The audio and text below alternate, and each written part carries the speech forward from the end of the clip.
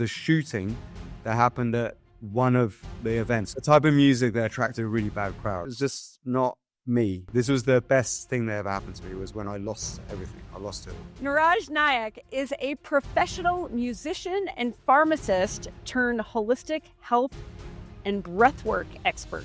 It was an illegal drug dealer. We sold massive amounts of drugs at the clubs.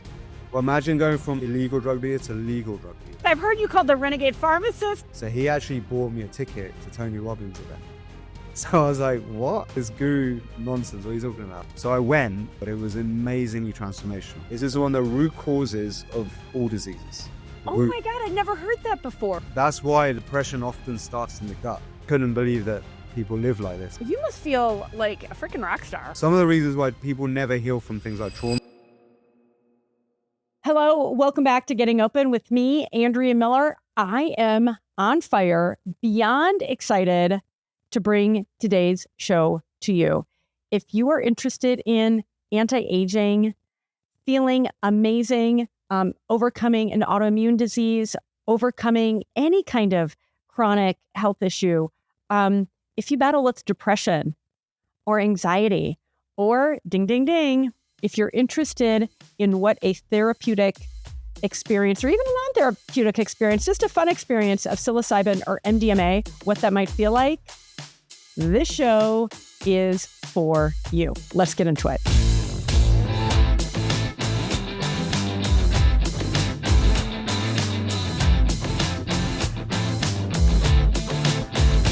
Niraj Naik is a professional musician and pharmacist turned holistic health and breathwork expert.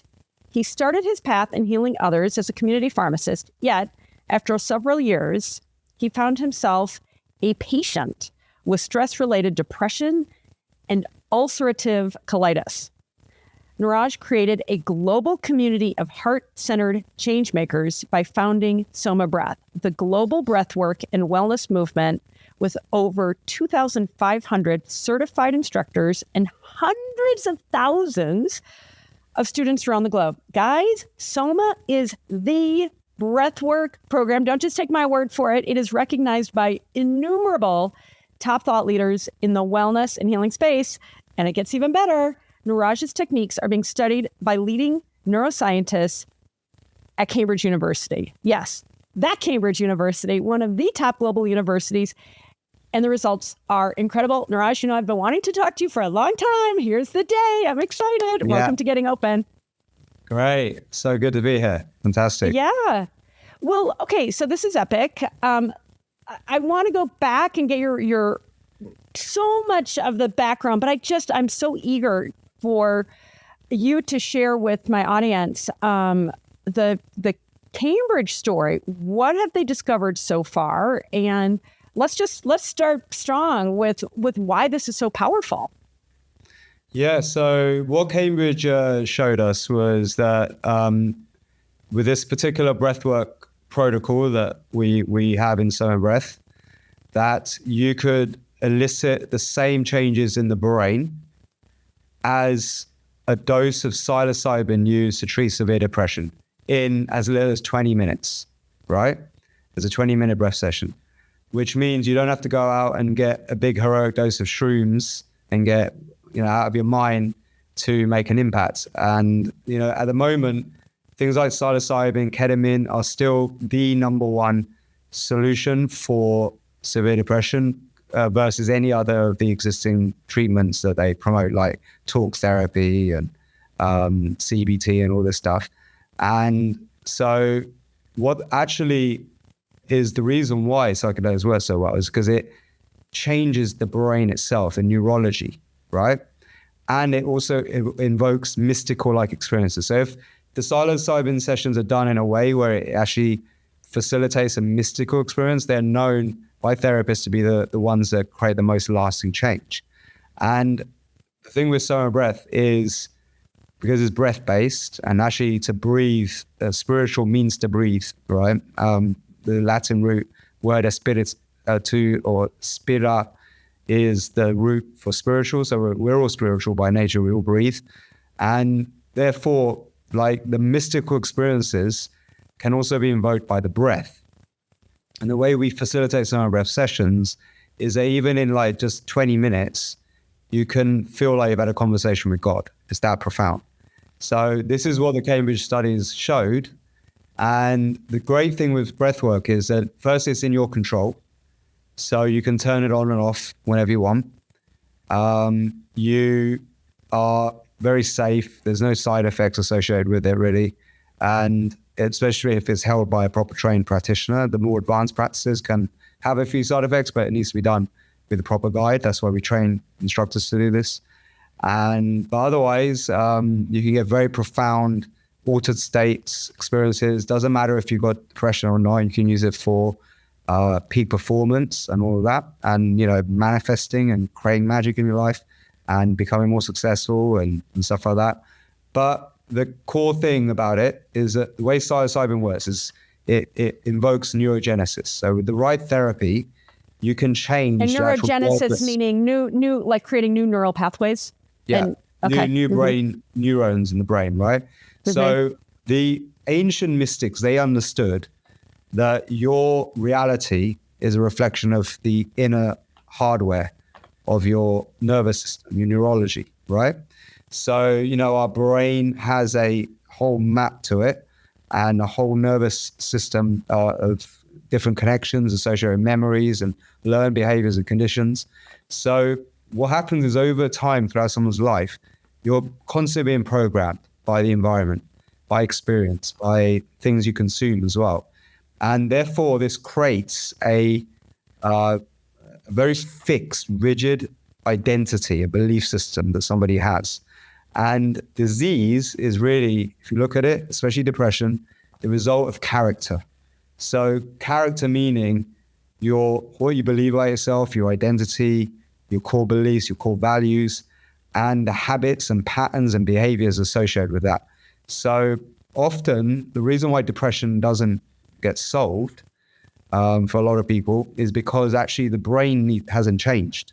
The nervous system hasn't changed. The memories associated with that hasn't changed, hasn't adapted, hasn't evolved. People are still stuck in the past, right? So can I just ask you one quick thing about that? Because when I think about childhood wounds and how we're all impacted, not just by our parents, but grandparents and generations before us, in this explanation, yes, we have our own character and personality and so forth, but would you agree that we're also a product of the generations before us? So essentially it's like what we've created as well as what we've inherited?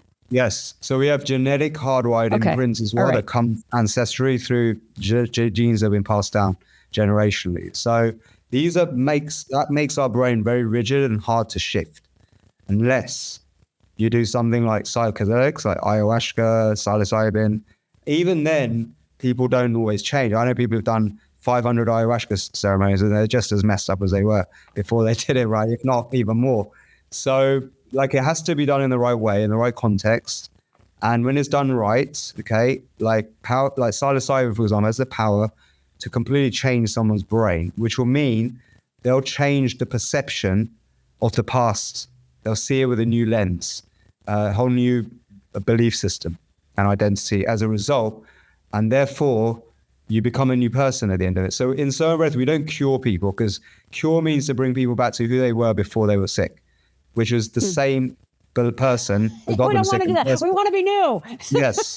So we transform people, and that's what we're all about, transformation. And here's the other thing is, so they found the trauma leaves wounds in the brain. So actually, there's a wound in the brain. So they've done studies in Israel, there's an amazing field of intermittent hypoxic training, which is this way they simulate high altitude training. So going up to mountains and coming back down again, which has been shown to have a lot of benefits, where you have a cycle of higher than normal oxygen followed by low oxygen, or normal oxygen, low oxygen works as well, right? And they found these protocols actually heals trauma, the wound in trauma, because when you lower oxygen in the bloodstream for a brief period, right, you actually wake up stem cells. Stem cells have the power to change into any other cell in the body. So they actually go up and actually heal the wound. They fix the trauma. And can you just really quick, when you say the wound in the brain, is it just like I think of, where fear is based in the limbic system, for example, in the amygdala. So is it that there are neural pathways in these parts of our brains? I mean, I also think of it as maybe a lack of dopamine, a lack of serotonin, those kind of feel good, maybe lack of oxytocin, those feel good transmitters that we're not getting enough of. And not to go way outside of my area of expertise, but I think of SSRIs, which are, the antidepressant drugs. You would know better than me. Xanax, maybe. I forget the names, but those are helping us replace Prozac. Thank you. Yeah. So those are artificially, chemicals that are helping people replace the deficit of serotonin that seems to be causing depression. Band-aid. So that's a band-aid. Sorry. That's a band-aid. Yeah. It's not. It's getting you through the day, right? It's not fixing. But so when you say that these techniques, like psychedelics, like the hypoxic something training, you said, yeah, hypoxic training. Oh my God, I actually got that. That these things are hypoxic training. Yeah. Okay. That these things are they helping generate more of these neurotransmitters? I'm just trying to understand when you say they're kind of healing the wounds in the brain. It can also generate, it does actually generate a cocktail of positive hormones. I like to use the acronym ADOS, anandamide, dopamine, oxytocin, serotonin, and endorphins. That all gets released during intermittent hypoxia. But the important thing is the stem cells come up, and the stem cells heal the wound. So some of the reasons why people never heal from things like trauma, PTSD, right, which is a symptom of trauma from past events, is because they have this scar in their brain. They have a wound, a real physical wound you can see, right, in a scan. So that's what I'm trying to get to. There's literally, oh my God, I'd never heard that before. Holy smokes. That's why people don't change, right? So we need to change the brain. We need to heal the brain. So the thing with intermittent hypoxic training is we can simulate it with the breath. And that's what SOMA Breath is. We use rhythmic breathing followed by holding your breath, which is an ancient pranayama technique called Nishesha Rachaka Kumbhaka. And this technique, when done properly, and I've evolved this in a way which makes it very accessible and safe and very effective. That's why Cambridge studied us for it, because it's such a scalable method and it's a protocol that can actually reach a lot of people. These techniques also mimic the way psychedelics work in terms of healing the wounds in the brain, neurogenesis. And it does it by intermittent hypoxia, waking up stem cells, also this cocktail of positive hormones going up, and the healing, because that's how we get such miraculous results. That's the only way I can explain how we get such incredible results. Like, firstly, I'm a great example. If you knew me before I did this, it's a whole different person. I used to run. We're going to get there, because you have an incredible story. Yeah. And I was a very different character. And if you look at the people who come through SOMA Breath, the before and afters are just astonishing. Like, people who've had chronic autoimmune diseases, depression, PTSD. We had one lady called Simona who she did our 21-day. Actually, this is the most fascinating story. She did 21-day awakening journey, which is our 3-week course that safely gives you this protocol of intermittent hypoxia over 3 weeks. That also brings in a lot of transformational exercises and practices to go with it.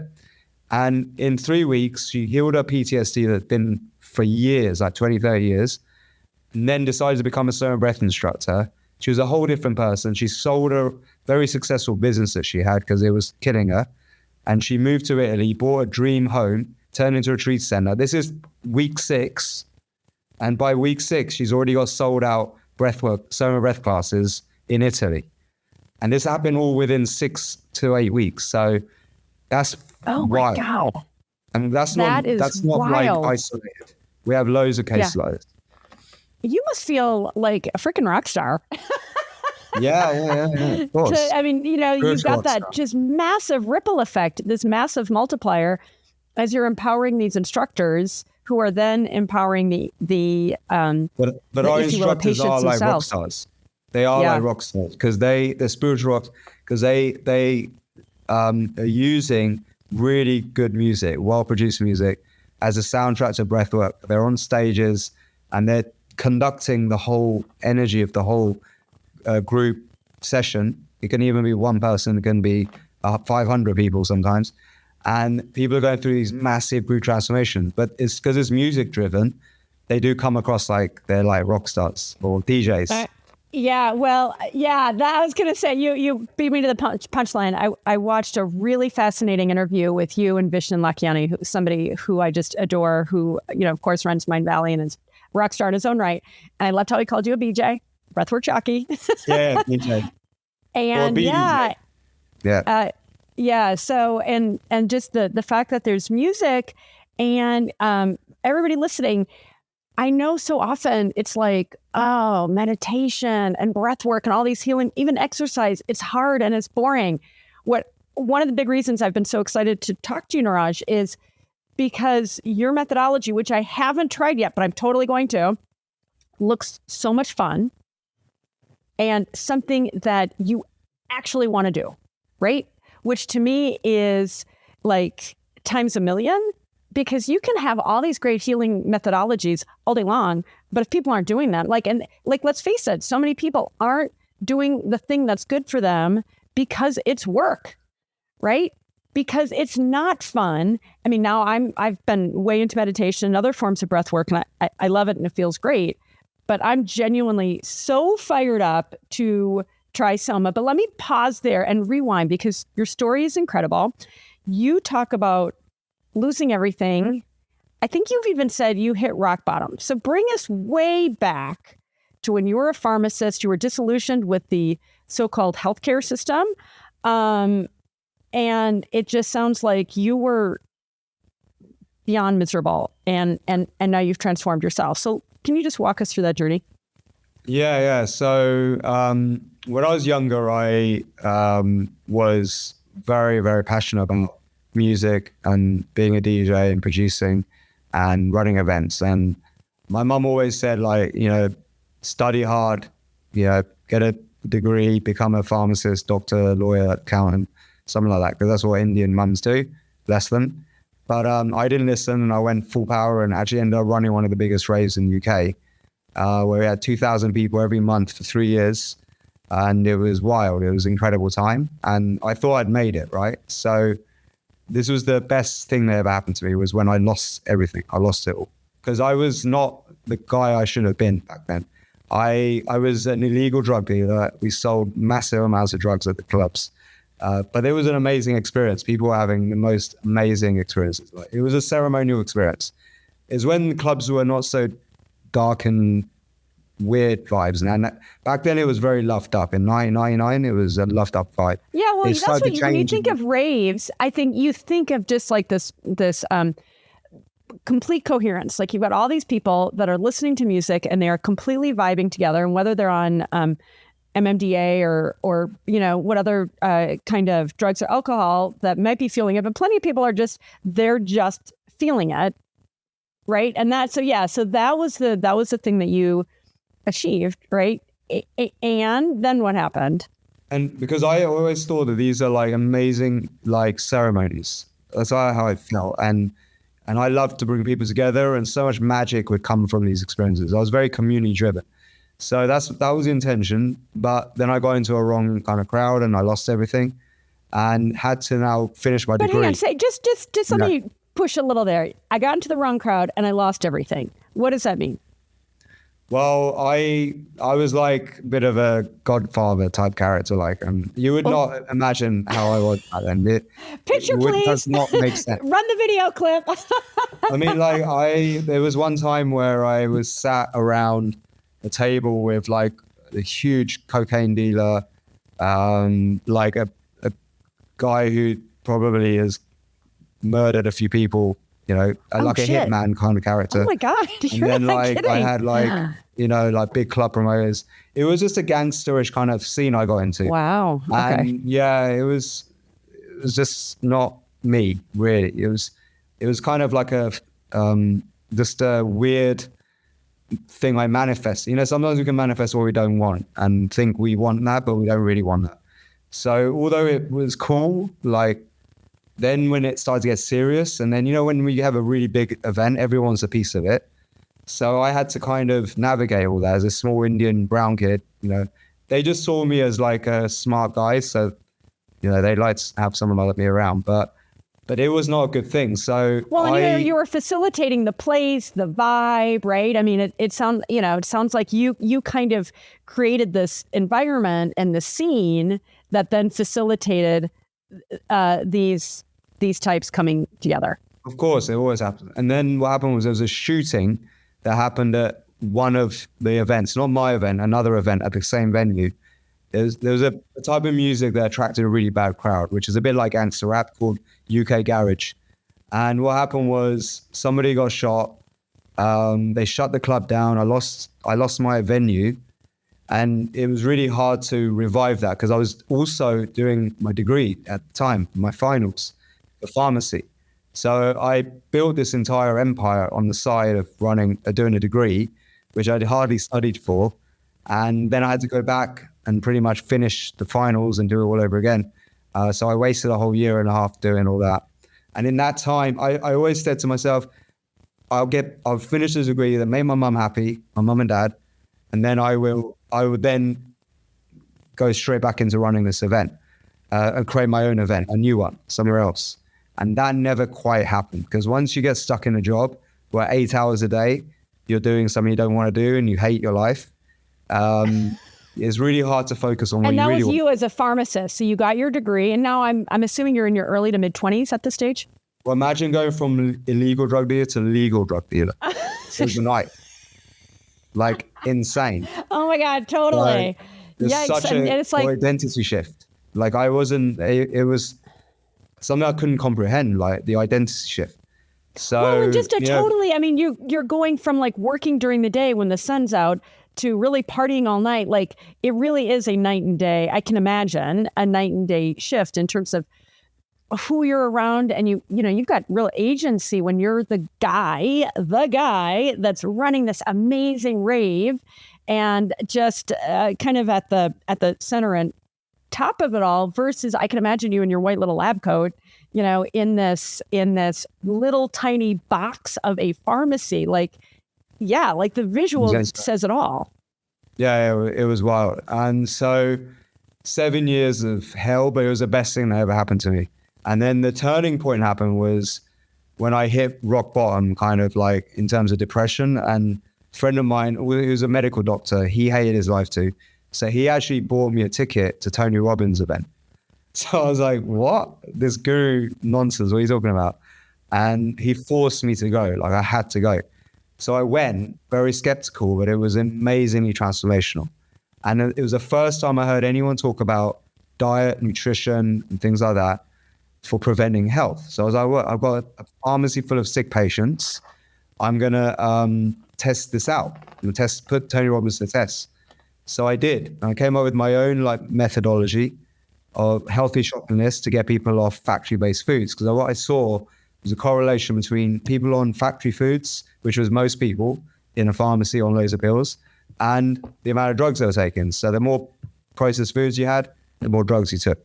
So I just did a simple thing, was just made healthy shopping lists and showed people recipes. At this time, YouTube was kind of starting out, how to make healthy versions of what they like pizza and spaghetti, and they just like making it a bit more. That's amazing. I didn't realize that. So you were really helping impact people. I mean, it reminds me, I think of Mark Hyman and a lot of these nutritionists that have kind of become rock stars in their own right. You got the memo early on, just how important nutrition, like getting the right food and avoiding processed food. So your patients, 2009.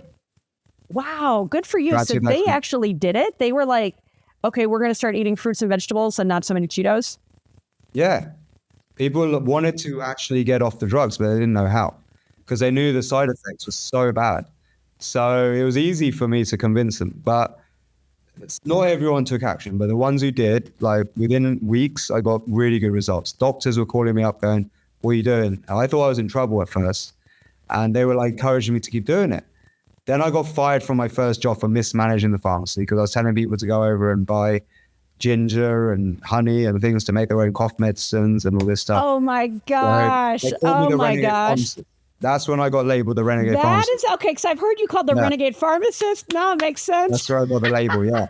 But then I wrote a CV on monster.com of all the reasons why I would never ever be a pharmacist again and why I hate the pharmaceutical industry and why it's so corrupt and all this.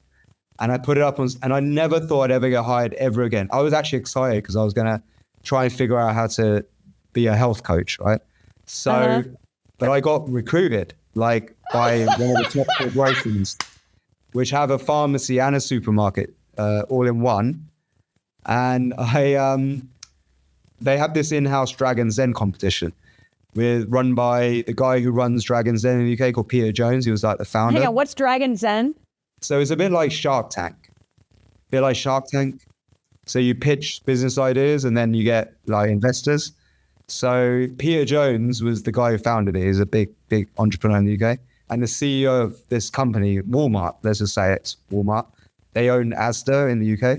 So I had to pitch this idea of healthy shoppiness. They loved it. I got promoted to head office of the this huge shopping market chain with pharmacy in it to come up with this healthy shoppiness service, right? Online. But for some reason, I don't know why exactly. I don't know if it's because they're corrupt or anything like that. I don't want to make any accusations, but they shut down the project within 6 months. And I got so annoyed and angry and frustrated that I had to go back to my pharmacy job. Like I was really pissed off, right? Yeah. And I felt completely let down. I couldn't understand it. I had all these thoughts going on in my head. I just had this realization: there's no God, there's no such thing as spiritual, things like that. And I lost all my faith in humanity, especially when you work in a corporation, that corporate environment. I just couldn't believe that people live like this. So a big part of my soul was already broken just even being in the corporate environment. And like, I think and then all the loss and frustration that you'd experienced in what you had developed early on, I can imagine that it was. And also I was very isolated in that environment because they gave me a huge MacBook Pro, not MacBook Pro, so the big iMacs, the big Macs, right? The big screen. I had one of them, whereas everyone else had a tiny PC. I was a teacher's pet. I could go and have a meeting with the director whenever I wanted, whereas nobody else could. And so this made people like a little bit hostile of me. Like they didn't like, I was like the teacher's pet. So there was all these weird things going on. And then 6 months into it, lose a thing. And now by divine timing, divine intervention, I also get hit with autoimmune disease called ulcerative colitis. So I start shedding blood. And now I'm housebound. I had to quit this job, pharmacy job, because I couldn't work. I'm housebound now with an autoimmune disease for almost a year. And this is where the whole turning point happens, because this is where I realized that diet isn't enough on its own, right, to cure the disease. I tried all the diets, right? Okay, hey, you said diet or dire? Diet. Okay. Yep. Diet on its own isn't sufficient. People's diets. I tried to do that for me. And also, I fell into the mistake of this one-size-fits-all thing, because at that time, the mainstream, all they were going on about was veganism and like not eating meat and all this. That was really being pushed on the news and the media. So I jumped on that and I thought this is going to help me. So I turned vegan and started eating loads of fruit and stuff and made my symptoms 100 times worse. And it was so painful, like gas, the blowing. It was horrible. Later on, I realized when I got the actual teacher who saved my life, called Swami Amrikananda, because I was left with two choices. Like I'd have my colon removed, be guinea pig for a drug hasn't been tested. Did they have your colon removed? Yeah, I would have a colostomy bag. I'd be crapping. Are you kidding me? And you're at this point, you were probably in your early 30s. You're a young guy. 32 to 33 around that time. So. Oh my God, it got bad. So it sounds like it got really. I mean, that's bananas. Okay. Yeah, but I didn't have to do it, thank God. So then there was this day I remember very clearly, a judgment day, and it's where you have to make a choice. Do I go and get my colon removed, or do I just figure something else out? And then boom, a friend of our family, Swami Amrikananda, comes to the rescue. She says, "You actually have a gift. If you can turn this around, You'll be an amazing role model to others with your story, your tenacity to help people, all this. Could be amazing. Well, that changed my perception. And she started teaching me about Ayurveda. And Ayurveda, the principles are that disease is spiritual disturbance. So there was a divine intervention that gave me the disease to get me out of that situation. That was the first thing. The second thing was in Ayurveda, there's no one size fits all. So when it comes to diet, you have to find what's the right one for you, not just think that everything that's been told in the mainstream is the right one. There's no one size fits all. So that's when I actually changed to a more of a paleo diet and got rid of all these carbs that actually cause problems in the gut. And I actually started to do something that is very controversial in the Hindu culture. I started to eat beef, right? Tony Robbins always said model success. So I looked at who has healed themselves of clients, what stories can I find? And there was a common thread. Everyone had started eating a lot of bone broth and beef and stripped away all of the carbs and processed foods and stuff, and went on more of a kind of even carnivore-like diet. So I was like, this is strange. And then I looked in the Ayurvedic system and it says that people with my constitution, which is Vata, Pitta, are the most prone to colitis, ulcers in the colon, which Vata people, which is high air energy, air element, they get more tendency of colon problems. And Pitta people is fire element, have more prone to ulcers. And so Vata, Pitta are more prone to ulcers in the colon, which is also colitis. And one of the things you can heal for that is meat, like properly prepared meat and bone broth. So I found all this out, and it made sense that you have to get rid of the foods that are very Vata and very Pitta from the diet. You need more Kapha kind of foods that are more grounding and nourishing to the gut. So then I also discovered a very amazing substance called colostrum, which is the first milk cow consumes, or calf consumes, but also humans consume. It's the first milk you consume from your mum. Well, when you're breastfeeding, it's colostrum before the actual milk comes out, right? Yeah, super actually, nutritionally rich. Yes, and it's full of antibodies, growth factors, and again, like colostrum has now recently become really popular, but I was into this stuff in 2010. Nobody even knew about it. 2011 was around the time I healed myself, but I started to take this and it had such a miraculous effect, right, on healing the gut. And hang on, when you talk about you were taking colostrum, so that can actually be, the colostrum can be extracted from cows who have either just given birth, or they can stay like in that perpetual state of producing colostrum? No, so they're very they're really ethically sourced colostrum, and they really care for the calf.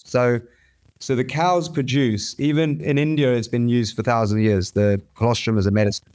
So the cows, why it translates well into humans, firstly is they produce 1,000 times more potent colostrum than human colostrum, plus 4 times the amount than the calf actually needs. So farmers actually throw away a lot of colostrum usually, but now they've started to extract the excess and use it for human consumption. And they freeze dry it and put it into powder form. So that's what I got. Oh, interesting. Okay, so you're not like going to the dairy section. You're actually you can get this in it sounds like a concentrated pill form, like probably pill form. A supplement of powder. Supplement. So you just consume the powder. And so what colostrum does is it actually gives you your immune system in your gut, because most of your immune system starts in the gut, 60% of it. And the growth factors heal the gut lining, and that's what allows babies to go from having milk to adult food. So when you're not fed enough colostrum as a baby, you get a lot of digestive problems growing up. That's a known fact, and leaky gut and issues like that. Can I just jump in? And when I think about the microbiome and having a rich array of food and developing a healthy microbiome, so that we have the right bacteria and so forth, which are essential for overall health and our immune systems. And something that I learned a handful of years ago is it's like 60 or maybe 70% of our neurotransmitters are actually developed in the gut, right? I mean, we think so many of these things are in our heads, and the truth is the brain-body axis is the data is showing, and you're much more of an expert on this than I am, but it has been fascinating to me to understand just how inextricably linked our nutrition, the microbiome. You talked about leaky gut, right? Which is an immune issue for a lot of freaking people. I know it's been discredited by some Western doctors, but the medical professionals that I know and trust are like, oh yeah, it's real. So it really is all inextricably linked. So yeah, so 100%. okay, so keep going. So keep going. Your serotonin is mostly producing your gut. So that's why if you take MDMA, you get this serious butterfly feeling in your gut. Right? Okay. All right. Well, good to know. I haven't done it yet, but I'm ready. Yeah.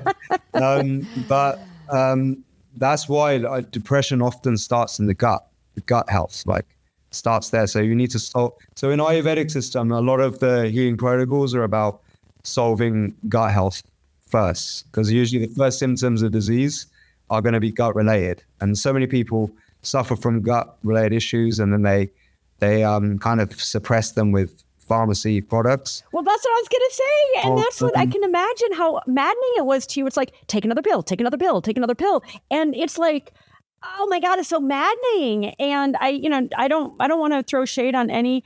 I mean, there are so many amazing doctors out there, and God bless you people, but it's maddening when the medical system, going even into the most elite medical schools, they are perpetuating more allopathic treatments. Cut it out or take a pill rather than actually healing it. And there is healing, let's face it. Like, I think of some of my friends who have overcome breast cancer and some of these like really serious diseases. So again, no shade, except for like, oh, I wish we could get to the root cause rather than continuing to throw pills, because so often the pills, not only do they not work, they make it worse. And then we're prevented from having the kind of blissful experience that you've developed, right? Because it's not just have okay health. I'm not here to have okay health. I am here to have great health and joy and bliss, right? Which is why I've been so excited to talk to you. And we're going to get there. We're going to get to joy and bliss. I promise. Yeah. So basically, so that's one half the equation is the diet, the stuff you consume, like food wise, right? That was one of the first things that really started to make a difference. But the other half of the equation, okay, of how we produce energy in the body. Now, getting to the root cause, everything in the Ayurvedic system is like associated with energy. We work on the energetic of the body, and so disease is an energetic problem. It's how we produce energy in the body, right? So the other half of the equation, so to make energy, right, you need glucose plus oxygen, right? And this is where the breathing part comes in. So like photosynthesis, right? I mean, essentially with a plant. So same in the body. The human version is glucose and oxygen produces in the mitochondria, which is your tiny energy packs of your cells. It's like a combustion. They're like tiny car engines. They produce energy by combustion, right? A fire. That's why you get hot when you work out and exercise.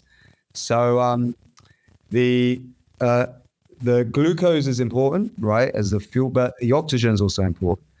And now breathing techniques are very important, that you have adequate oxygenation of your body tissue cells. Now, I don't mean your cells of your bloodstream, the red blood cells, because just a little sniff of air, I have this pulse oximeter handy, right? I'll show you. We have an abundance of oxygen. Anytime, you'll see in a minute, most people you're at 200%. What are you doing over there? Just kidding. No, it says 99%. Can you see that? Yeah, totally. So 99% or 98 is the oxygen saturation of my bloodstream. But that's not important. That's not so important. What's important is the oxygenation of your body tissue cells. That's all the cells that are not your red blood cells. Your red blood cells are just cars. They're just transporters, right? They transport. The idea is they need to get the oxygen to your mitochondria, which is inside your cells, right? So the thing that's responsible for oxygenation, getting the red blood cells to drop off oxygen to those tiny little mitochondria is carbon dioxide, CO2, the most vilified, the most outlawed gas, right? Like it's been accused of causing global warming. Yeah, misunderstood and vilified, yeah. But it's also considered a toxic waste gas that we must get rid of at all costs. These two are huge myths, okay, in my opinion. Like, there's a lot of controversy over the CO2 debate and global warming. Let's leave that to one side. But the Bohr effect by Christian Bohr, he showed that only if you have the right levels of CO2 can the oxygens come off the red blood cells and go into your body tissue cells. And if you have deficiency of CO2, which happens from a few factors and is very logical. Number one is stress. When you're stressed out, trauma has an influence. What do? You breathe too much. You hyperventilate because your body's in fight and flight mode. So if you are huffing and puffing all day long because you're stressed out, you end up getting bad breathing habits and you breathe more than your metabolic needs. So imagine you're sat down and your brain thinks that you need to go and do battle. You need to go and fight, right? So you need lots of oxygen. When actually you're just sitting still. You're just not doing much. You're not using that oxygen. What happens, you breathe faster than you need to. You let go of too much CO2 because every time you breathe in oxygen. Every time you breathe out CO2. You get rid of too much CO2.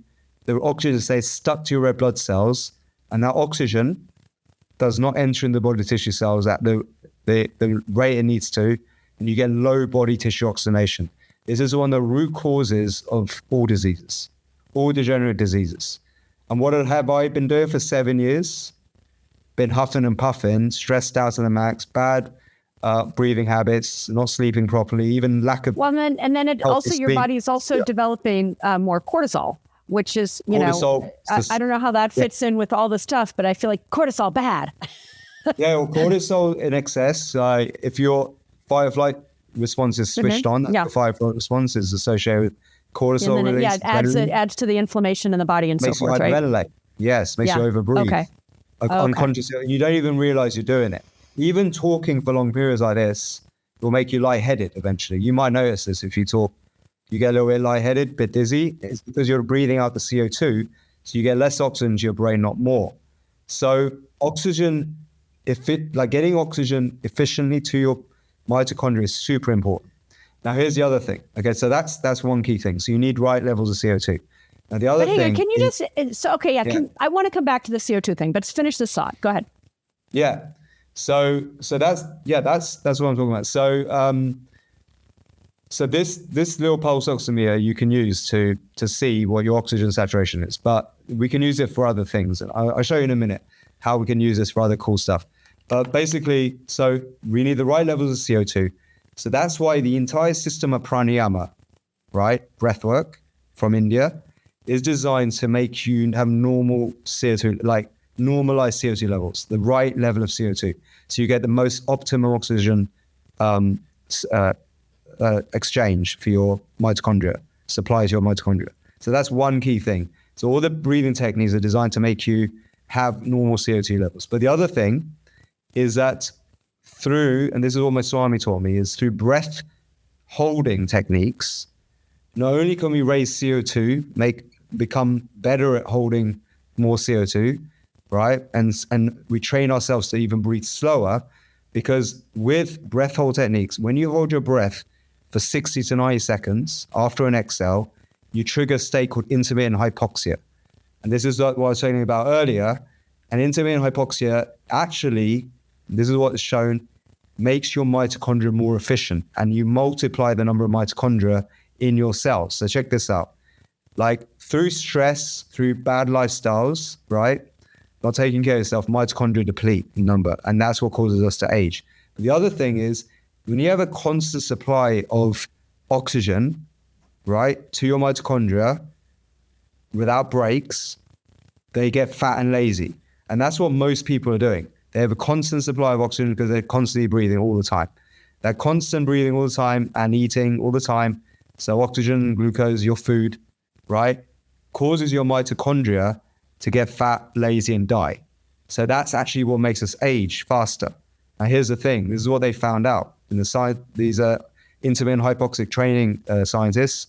What they found is that when you give a bit of oxygen and then take the oxygen away and give a bit of oxygen and take it away in a protocol, even if it's just like for 10 minutes a day, the mitochondria suddenly wake up and they go, oh, I better do something because we're running out of oxygen. So what they do is they kill off all the old mitochondria that are malfunctioning and multiply numbers of new mitochondria, healthy mitochondria. So you can go from 1,000 mitochondria to 4,000 after our 21-day awakening journey in every cell. So this has revolutionary effects for degenerative diseases and autoimmune issues and health issues like I had. So this is part of the explanation of how I healed myself, right? So my Swami taught me breath control techniques that helped me stabilize, normalize CO2 levels, right? But she also taught me more advanced breathing techniques that multiplies your mitochondria, makes your mitochondria more efficient, and kills off old cells that malfunction. This, combined with having the right food source from the Ayurvedic lifestyle, because you need the right food as well for the mitochondria, all of this leads to healing and transformation. Oh my God.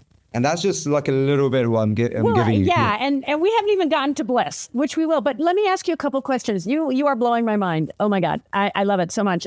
So is there a link between the intermittent hypoxia and intermittent fasting? Do those two track at all? Because when got it. See, I got it. Brilliant. You figured it out. So you're a great student here. So you can take away oxygen for a brief period, or we can also do is take away food, right? So when you fast, even if it's just like, the intermittent fasting 1 day a week, or that's actually the best is 1 day a week off from food. Or you do the 16-hour thing, right? Where you don't eat till like 11 a.m. and stop eating at like 8 p.m. So that I actually follow that mostly. And do you do that every day or just 1 day a week? I tend to do the daily fasting like that, but I also try and have at least 1 day off a week from lots of food. Like I'll eat fruits and vegetables, or I'll eat fruits and just drinks. I won't eat like any heavy foods. So what that does is it gives the mitochondria a break, and it has the same effect of what I was just talking about. It causes them to multiply in number, get more efficient. That's why intermittent fasting is so good. And if you combine the breath work with a fasting period, right? So that's why I do the breath work in the morning on an empty stomach before I eat food. That's when you should do it. It amplifies the effects even more, right? It doubles the effect, right? So then what you can also do is you can also use physical exercise to create intermittent hypoxia around your body.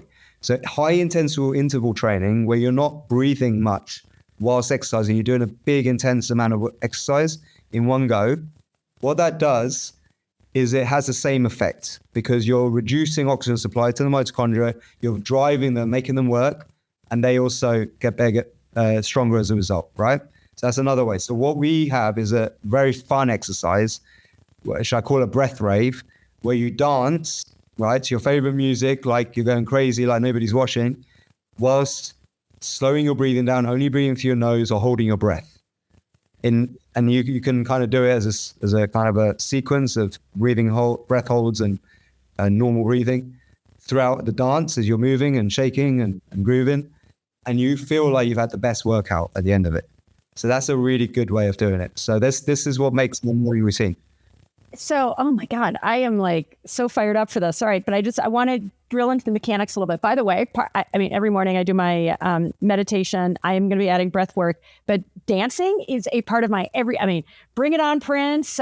Casey and the Sunshine Band every day that's part of my routine. And it's just so joyful. One more thing to blow your mind. Like a lot of people don't realize like the right way to do yoga. Now you understand what I'm talking about, right? Yeah. I do have questions, but I'm getting it. Yeah, when you reduce the oxygen to your muscles and body tissue cells for a brief period, it makes them stronger, all right? So yoga Yoga is one of the best exercises for doing this. And if you do yoga the right way, the traditional way, you do it like this. So whenever you contract a muscle, like yoga is a sequence of static contractions. So let's say you contract a muscle, right? And you're holding that pose, right? So yoga has a few rules to it. A yoga asana, you're only doing it properly if firstly, you do it to maximum effort. So where you can't hold that pose any longer. So when you stop being able to contract, right, it's no longer an asana, right? So you're meant to hold the pose to maximum effort. Yeah. To okay, maximum I'm feeling the effort, burn. right? Okay. You need to be stable, so maximum effort, right? And without pain, okay? So you have to have the mindset as well that you're doing it. You have to hold that pose forever. When you have that mindset, when you go into it, then it's a proper asana. So what you've got to do is hold your breath in the pose, right? And slow your breathing down. So every forward bend, you breathe out, exhale, and hold your pose on the exhale for a forward bend, or after the inhale on the back bend. And when you hold it, and you can take little sniffs and go back into the pose a little bit and keep holding until maximum effort, until you can't hold that contraction anymore. What it does is, because you're reducing the blood flow to the muscle, it's the same effect. You are, through every asana, and there's only a few asanas in traditional yoga that you need to master. They all work on every single muscle group in your body, right? And it makes every single cell in your body more efficient using oxygen, right? Oh, wow. The overall effect of all of this, what will happen, and you can use this now as a test when you check in with people, right? To see how they're doing with their well-being, their mind, their health. Your breath, right, is a mirror of your mind, and your mind's a mirror of your breath. So if you do everything I'm saying and you make your mitochondria very efficient, what will happen is your breathing rate slows down, right? If you've got a slower breathing rate, you live longer. If you look at animals like turtles, elephants, whales, they breathe very slowly and they live like a whale lives 200 years. But rats and mice, they breathe very fast. They live like 1 or 2 years. Humans, we actually can consciously control how we use our breath. So we can choose to be like whales or like rats in the rat race. It's up to you. Right? So the entire system of yoga is designed to slow your Thanks for those 2 options. Yeah. I'll take the whale. You slow your breathing rate down. You become more efficient using oxygen. You have less oxidative stress. You have better oxygenation of your body tissue cells. You're going to live longer. This is the science of living longer, right? Even in India, there's these famous legends of immortal yogis or very long living yogis. In fact, the oldest living people on the planet, they live at higher altitudes, moderately high altitudes, because oxygen is lower. Because we have a toxic codependent relationship with oxygen. You can't live with it, you can't live without it, because oxygen creates stress in the body. Oxidative stress. We all know oxidative stress. Oxidative stress is caused by oxygen combusting to create energy in the body. That's why we need antioxidants. The number one antioxidant we produce is through nasal breathing and humming. Hum, om, produces nitric oxide, big abundance of it. So now you're seeing like the logic. So in SOMA Breath, we do dancing, anaerobic exercise, traditional yoga, and breath work that creates this intermittent hypoxic state, and humming, which actually creates your nitric oxide, big doses of that. And when we do a little bit of this every day, you're going to live longer, you're going to have less stress. And what you're going to achieve eventually is the perfect yogic breath pattern, which is where you hardly look like you're breathing at all. All right? And if you hardly look like you're breathing at all, think of yourself when you're calm and observe your breathing. When you're at peace, when you're enjoying, you're in bliss. You probably don't look like you're breathing, right?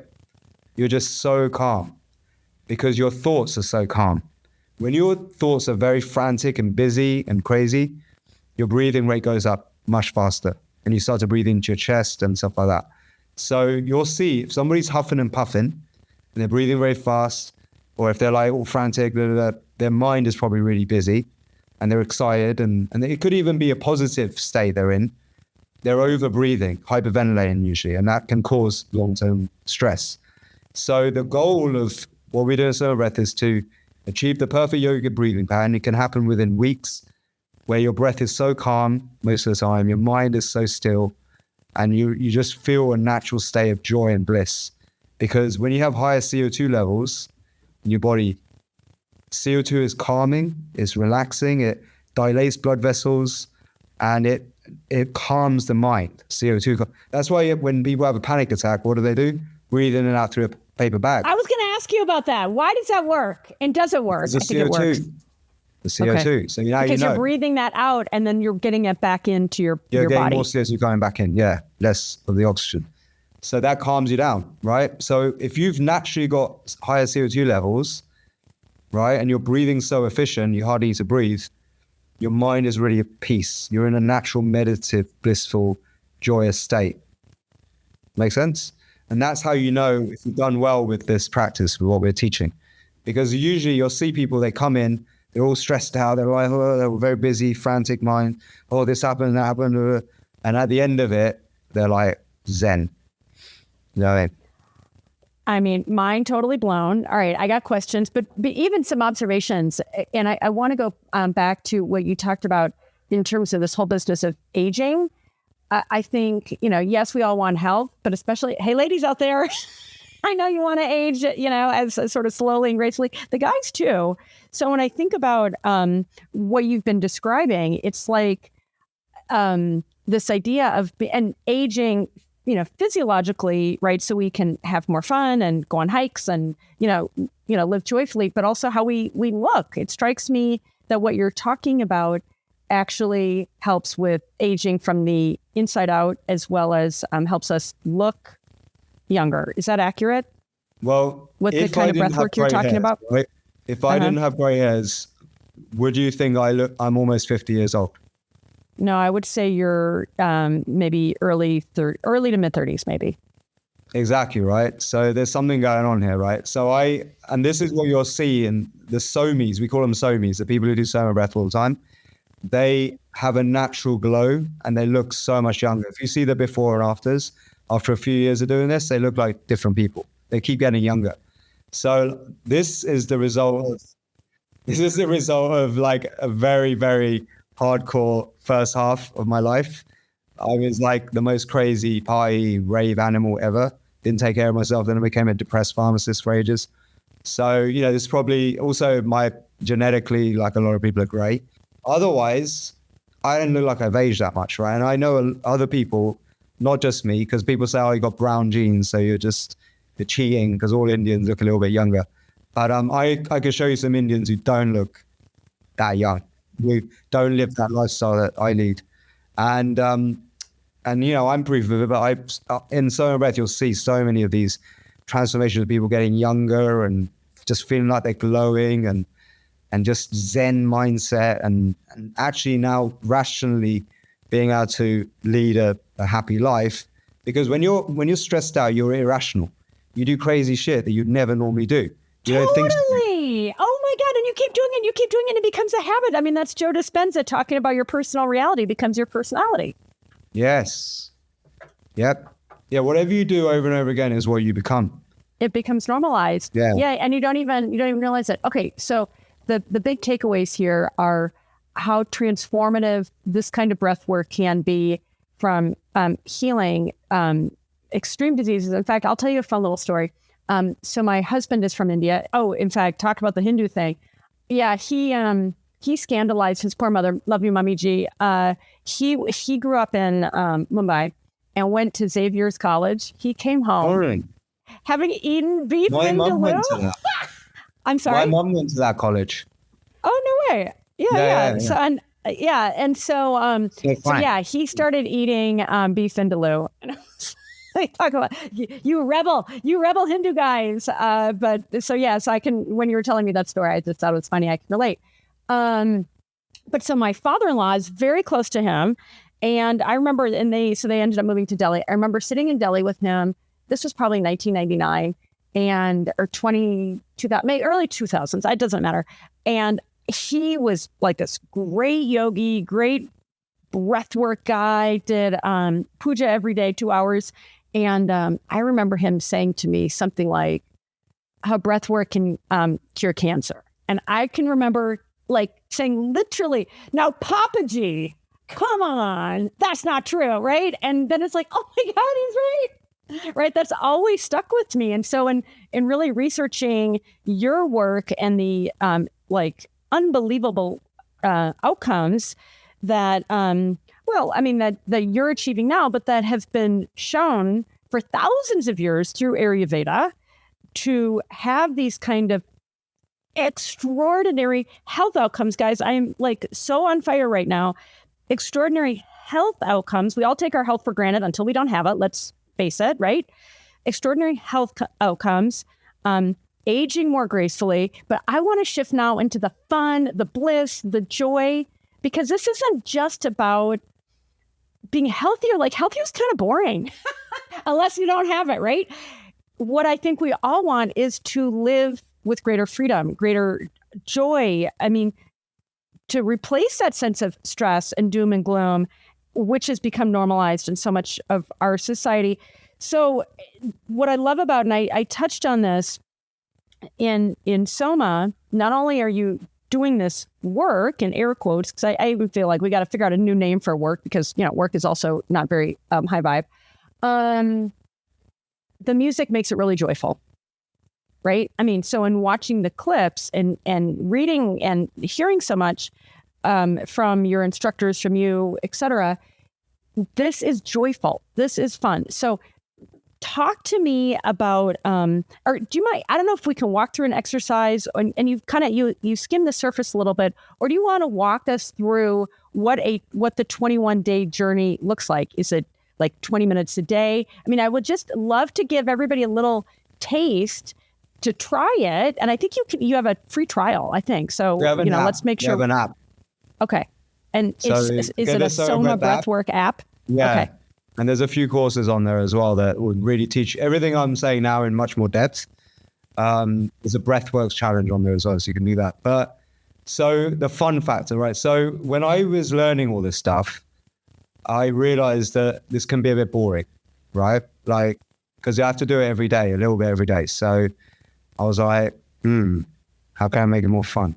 And then I started to research, because my Swami was teaching me a lot of meditation techniques. So I started to find meditations online. And there was people using like meditation music. There was brainwave entrainment stuff as well.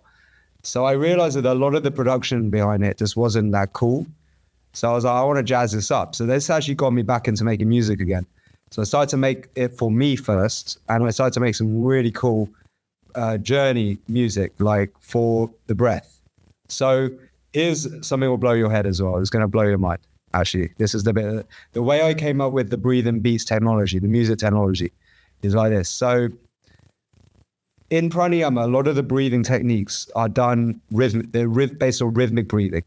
You breathe in for like 4 beats, out for 8 beats, and as a pattern, or, there's box breathing techniques, in for 4, hold for 4, out for 4, hold for 4, right? Like that. Now, so if you just do it normally, like you'd either have to count in your head, and in India, the mala beats, they have these mala beats. Yeah, definitely. For counting the reps, they're for counting. So you just keep sliding the beats every time you're breathing in and out. You breathe in time to counting the beats. So it's very interesting how they do it. So I was like, you know what? What if I time the breath to music? Music has a groove to it. Music has a tempo. So what if I choose 60 beats per minute? Because that's then seconds, right? 1 breath is a second. Then I can time all the breath patterns to music that has a groove to it. And then 120 beats per minute is the kind of harmonic of that. So it's like double the time. So you're just half the time kind of thing. So I started to do this, and then I created my own rhythmic breathing tracks where you breathe in time with music. And then I found, so where I went really deep on the science is I got invited to India by a medical doctor called Prakash Maharaj, who's a yogi. And he speaks and reads and writes Sanskrit, and he studied a very ancient form of Himalayan yoga. So he completely decoded and demystified all these yoga practices, and he invited me to be a student. He doesn't really have any students. And he then, we collaborated, and that's what the curriculum is based on, SOMA Breath. based on the research with me. And he's the one who really turned me on to the science of intermittent hypoxia and all this stuff. So anyway. Amazing. Okay. He told me every function in your body is rhythmic.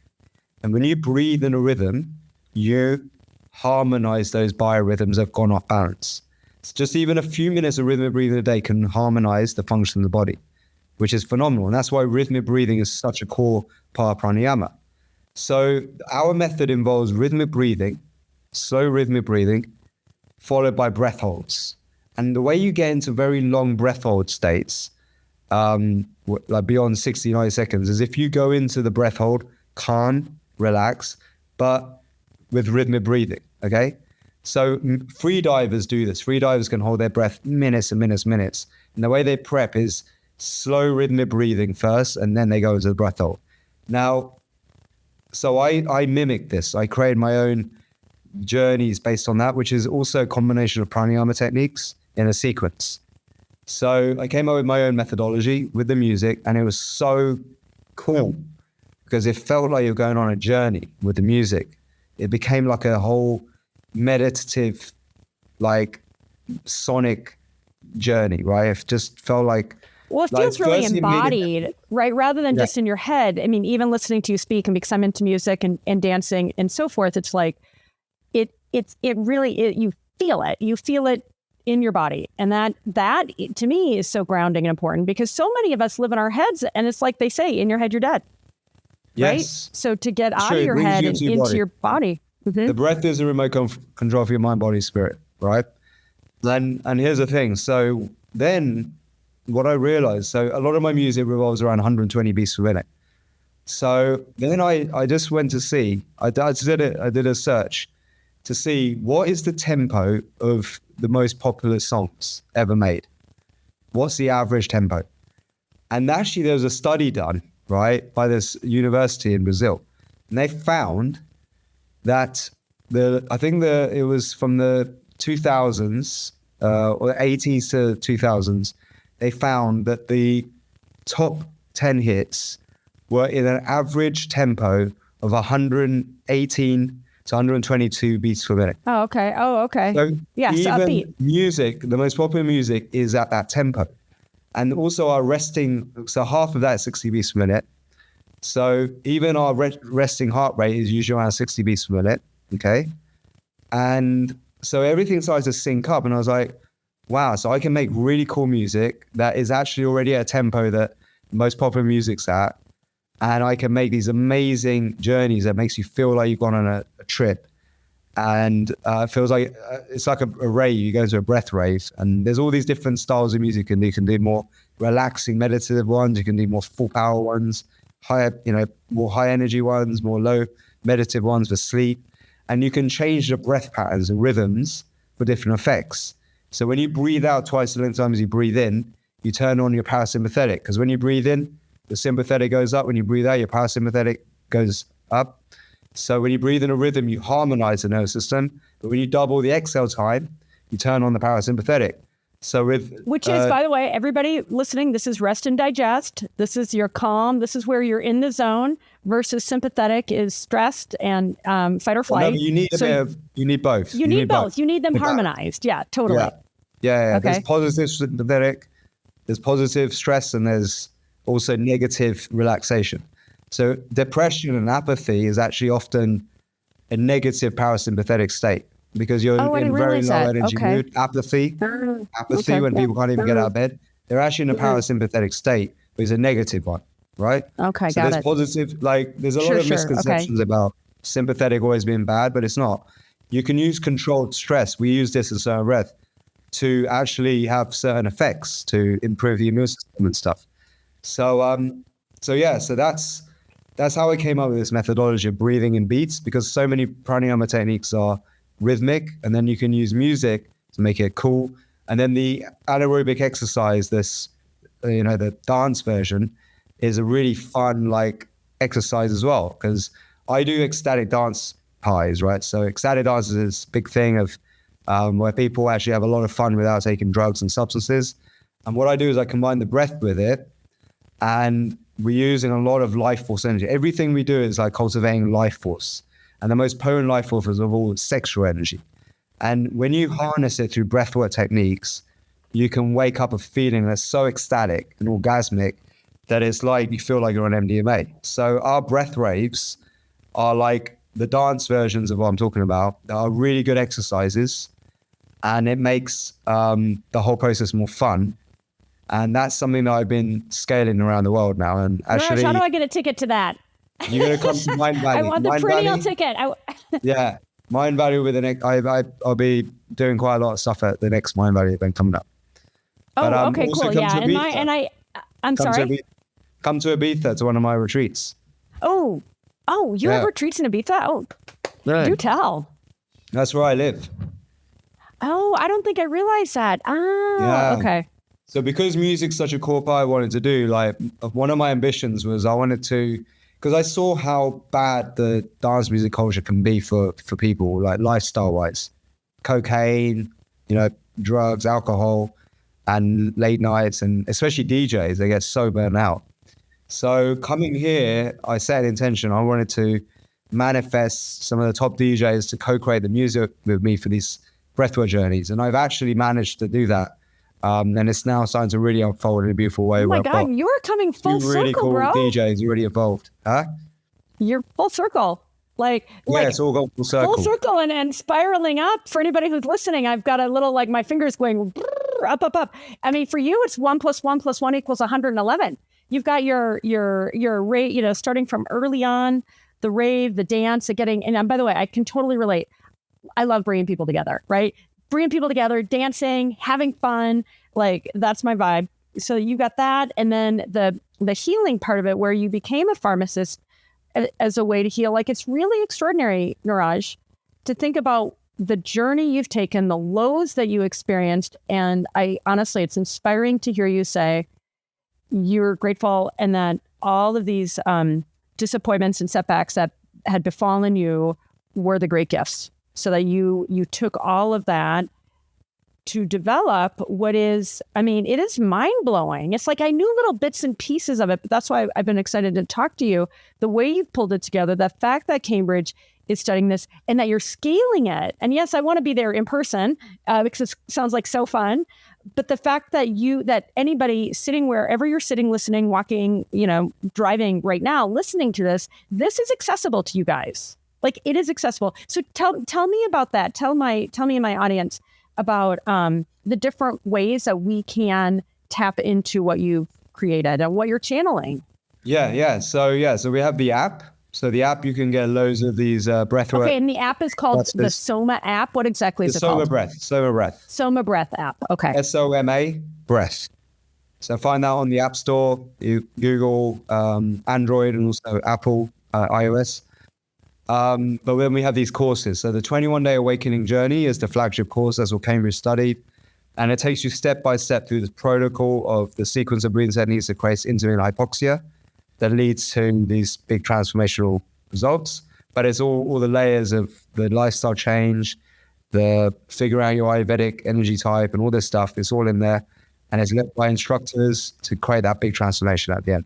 Right. And hang on real quick. So on the 21 day, do you access that also through the app if I wanted to do the 21 day journey? That's on our website, somabreath.com. It will be on the app soon, but at the moment you just do that through the website. And so just to manage everybody's expectations, they sign up, everybody's excited. You're the guy. It's so inspiring to hear what is free inside of us. It is amazing.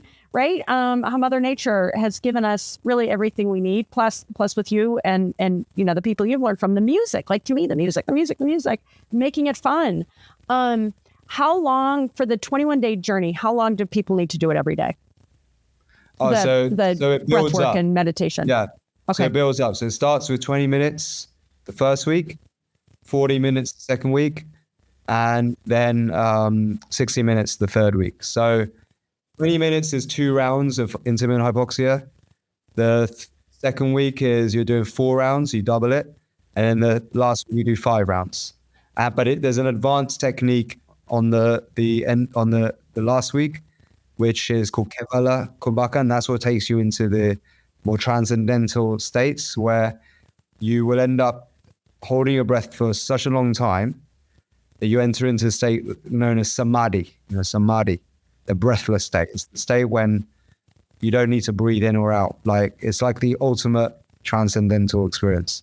And this is where you can get divine downloads, have conversations with God, like some incredible insights. You're in such a heightened state of consciousness in this point that like big trauma releases can happen and deep insights can happen. So oh my God, amazing. you need to build up to that. That's why it's done like that, 21 days. I can't help but think, I think we've all been awed by Tom Cruise saying like he can hold his breath underwater for however long. It sounds like a similar approach, most likely, that you build up to it, but that is real. But this is important, right? So I actually worked with Wim Hof. So I was his right-hand man for a little bit. And I made the soundtrack to the Wim Hof method. So he's the crazy Dutch guy who broke all these world records, also does a lot of breathwork stuff. The Iceman. Yeah. Yeah. So I was actually his right-hand man this is like 10 years ago now. And the problem with the way Wim does it, it's like actually how it was done in the olden days, which is not meant to be done in water. So what happened was, unfortunately, because it's the nature of how big it scaled, right? The Wim Hof became so famous. Some people stupidly did it in water and drowned, right, as a result. Got shallow water. Oh my God, I didn't know that. Oh, yeah. Darn. But the problem as well with the way the Wim method is done is it causes a bit of stress. So you can't always get really long breath hold times if you get stressed out a little bit too much before you do the breath hold technique. And it's not good for everyone, especially if they're already got weak nervous systems. And more Vata people, Vata Pitta types, they can get a little bit triggered by intense breath work like that. Even holotropic rebirthing can be too intense. The one where you hyperventilate for like an hour, for certain constitutions, especially high Vata people who are very like thin, skinny, very light and dizzy and dreamy, those kind of people, they can get very floaty with this stuff and ungrounded. So what I realized is that, because that's the original, it's very similar to the original pranayama way of doing it, right? Which is faster breathing, rhythmic breathing, and then holding your breath. If you do that in water, you're going to drown. But the way free divers do it is a slower rhythmic breathing and then holding your breath. And slow rhythmic breathing allows you to get into more of a parasympathetic state before you hold your breath. But also the slow rhythmic breathing at certain beats per minute, right, which is what we do in SOMA Breath, it actually oxygenates your body tissue cells. So you're really got full of oxygen, right? So then you can hold your breath even longer than you normally can. And that's when you get into these extremely profound, blissful, like meditative states. So with SOMA Breath, what we do is these slow rhythmic breathing followed by holding your breath. And this changes the game. Like people double their exhale times as a result. And it's safe, but I still don't recommend doing it in water. Don't do it in water. Yeah. There's other techniques to stay in the ice bath as well and hold your breath. I mean, just wow. Congratulations on developing this and really pulling the strands together and being the guy that's making it so accessible. And you describe it so beautifully. Somebody needs to make a holistic natural pharmacy, which is this inner pharmacy that we all have, but show people the way that's like logical and scientific and like easy and fun. Someone had to do it. I think I think I might be looking at him right now, Niraj. I mean, we've all heard. It may as well have been a pharmacist as well. So, Yeah. I mean, I think the medical system is so broken and so wrong and so corrupt. It is so broken. Unfortunately, it is. There's a lot of doctors who are very frustrated in the system because they become pen pushers and pill pushers. And they don't want to be. They're very caring, compassionate people. They did this for the intention of healing. And then they got basically taken for a ride. They got fooled into doing this. And a lot of them are stuck and they don't know what to do. So that's why a lot of them are now training in SOMA Breath and other kind of holistic schools like ours. And nutrition, using nutrition much more to the advantage of their patients, right? We hear this all the time, that either zero or very little time and attention is given to nutrition in medical school. And I would be surprised if there was any given to things like meditation, breath work, yoga, and so forth. Nothing. Zero. So we're here to bridge the gap. Yeah, no, brilliantly bridging the gap. So there's the SOMA Breath app. There's somabreath.com. And real quick, what are you doing with Mind Valley? It sounds like, and if somebody was like, yeah, I'm in, want to be there physically with you, where do they go? Where do we go? I'm ready. Yeah, so get the app, the SOMA Breath app, download that, click on Start Here Now, and there's the panel, and you'll learn about intermittent hypoxia and the core method in SOMA Breath. And then go and do the 21-day awakening journey. And then if you're really called, become a SOMA Breath instructor. And you can actually create a whole new career as a result. And we're really encouraging doctors, pharmacists, lawyers, all the people in the professional world to take this on. Because I know a lot of them are like how I was, depressed, disillusioned, frustrated. I want to make an impact. Sounds like even like mental health. Like when I think of the mental health field and teachers, like, oh my gosh, one of my friends is a teacher here. I actually live in 6,000 feet. I live in Colorado Springs. Oh, you're in the perfect place.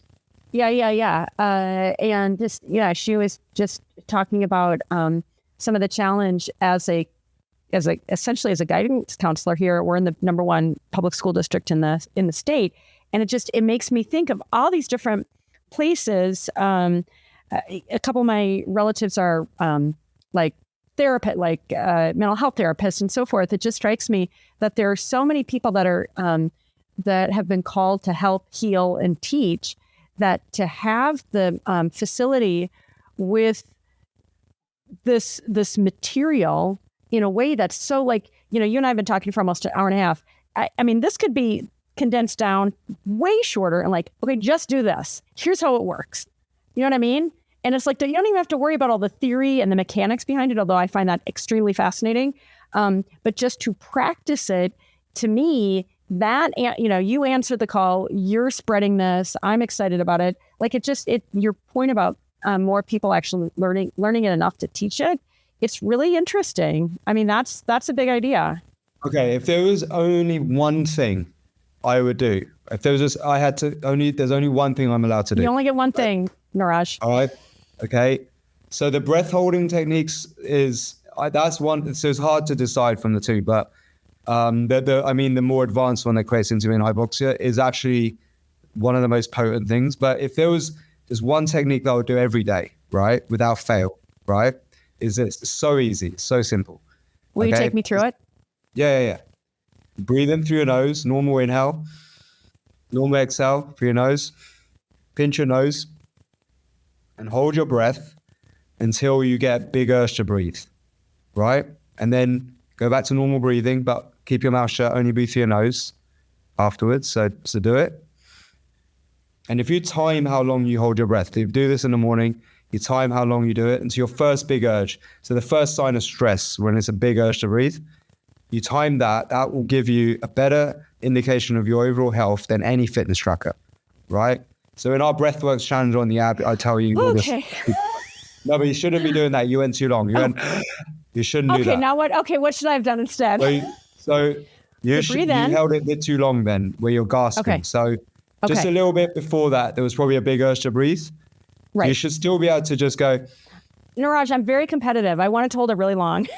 Yeah. Okay, so breathe it's it in. Okay, but to measure this health test, you just do that, right? To your first big urge to breathe, you get a contraction, twitch your diaphragm. So not where you're like at the end of it. Okay, yeah.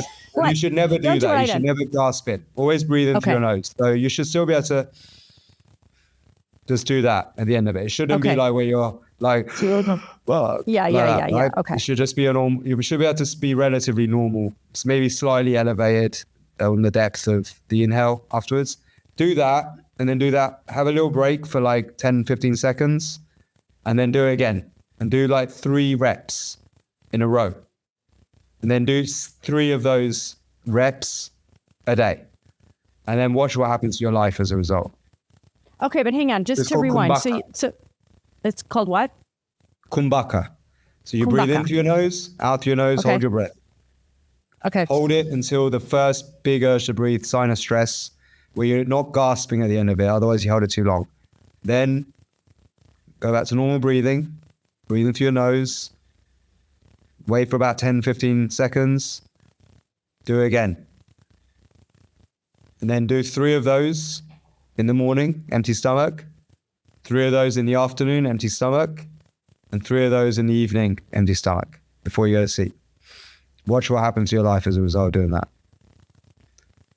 And that's the basic technique. And then the advanced technique is where you do a bit more faster breathing beforehand. So you can do this.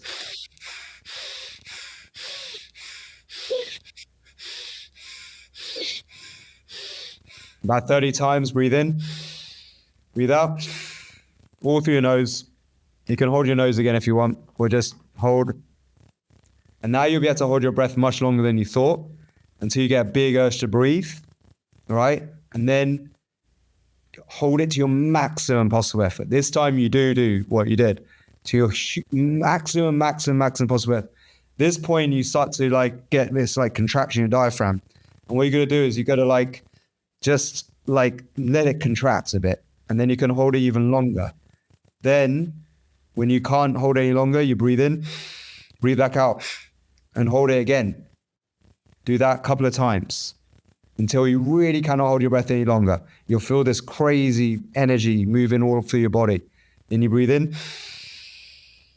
hold in, swallow, hold your breath in, contract up the sphincter muscles, send the energy up. Imagine you're sending the energy up to your brain. You'll feel like this boom, like white light goes off in your mind. And then you finish with Om. Om.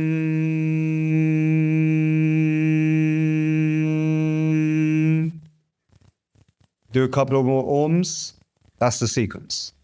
So rhythmic breathing through your nose. Hold your breath after 4 exhalations to your maximum possible effort. Repeat with little sips at the end, 2 or 3 times. Then take a deep breath all the way in. Breathe in through your pelvic floor, your sphincter contract up, squeeze, send the energy up.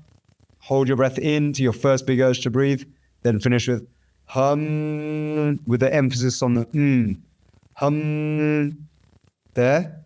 A couple times of orming, 2 or 3 times. Finished. And then do that a couple of times, maybe 2, 3 times in a row, in a day, in the morning, when you're fasting.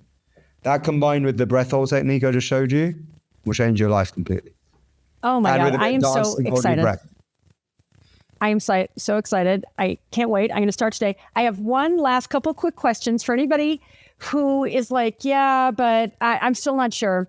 I mean, we've all seen people like the greatest athletes of all time, people like Steph Curry, Ronaldo, take certain breaths before say a big goal kick, or in the case of Steph Curry, he talks very actively about the importance of his breath work. I mean, I use these examples because so many people are obsessed. I think Ronaldo, I just heard he became the first person. Does he have 1 billion followers? Really? Like, wow. It's insane. Or maybe that seems like a really big number. But he has got like the biggest social media following on Instagram. And I'm just wondering, is it that back to the, what you're teaching, that they're using this breath work so effectively to be these high performance athletes? So I don't agree with taking the deep breaths. Actually, if you take a deep breath, you actually end up getting rid of CO2. You get less oxygen to your brain. You want more oxygen. So what you want to actually do is what I just showed you, the first one. Hold your nose and then allow the CO2 to build up. And did you feel like something woke up in your mind? Yeah, a little bit. Yeah, definitely. Feel like, whoa, like that, right? So that's what you want to do, because that will get you more focus and have more clarity before you take a shot. So if you do this, you're actually breathing out the CO2. It's counterproductive. So you actually want to interesting. Hold your breath and then take the shot.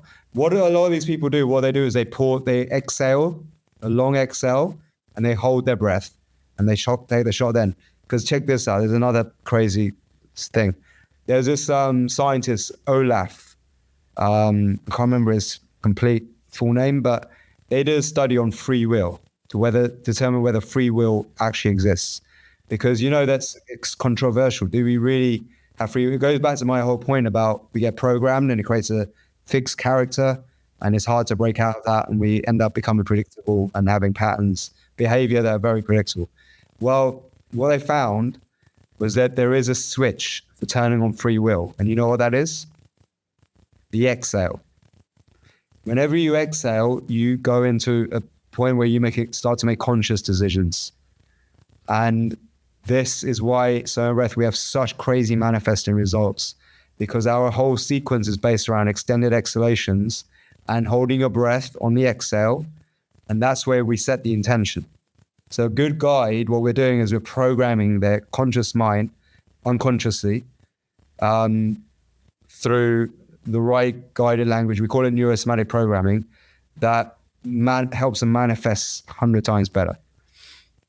What I'm teaching you is the art of tantric magic. So tantric yoga is the science of magic, the real magic in India. And this is tantric yoga for the mainstream. This is what it is. I mean, it is really unbelievable. And the way that you describe it, that's why you need to do it. Unbelievable. Well, exactly. And just, again, everybody listening, my audience, because you are not a spectator in your life. Yeah, you and won't that's so I get. It. Yeah, because I've done a bunch of stuff, and this is my new thing. No coincidences. We're meeting right at the perfect time. And so when I think about just how much power way more power each of us has inside of ourselves, you're doing something extraordinary in helping us unlock that. I didn't even realize the manifestation stuff, but just the health, the bliss, the joy, living our lives beautifully every day. I'm like, I want more of that. But if I can manifest even more through the tantric yogic practices, sign me up. Sex magic. That's it. That's the one. It. That's the one we can talk about that one. That's the real one. Yeah. Well, and the fun, the raves, sign me up. I'm ready. Okay. Niraj Naik, you are a genius. Thank you for being on Getting Open. I am so excited for our next conversation and hopefully a lot of fun in person. And that's the show, folks. Thank you. Thanks so much, Niraj. Oh my gosh, you guys. I am going to start that technique today. I already did a couple of times.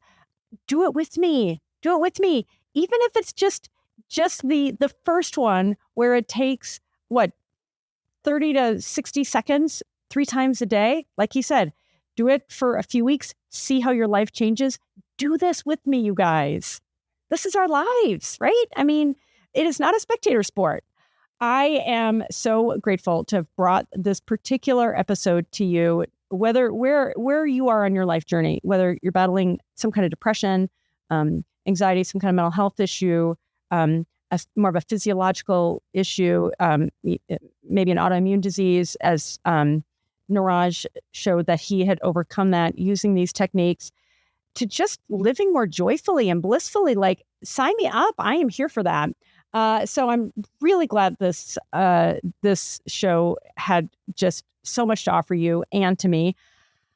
With that, as always, if you are not following or if you have not subscribed to Getting Open, please do so. I don't want you to miss any episodes. There's so much good stuff to bring to you. And as always, I always love it when you share your comments, when you email me at gettingopen@yourtango.com. Phew. Okay, it's a wrap for today. Thanks for tuning in, and we'll see you next time.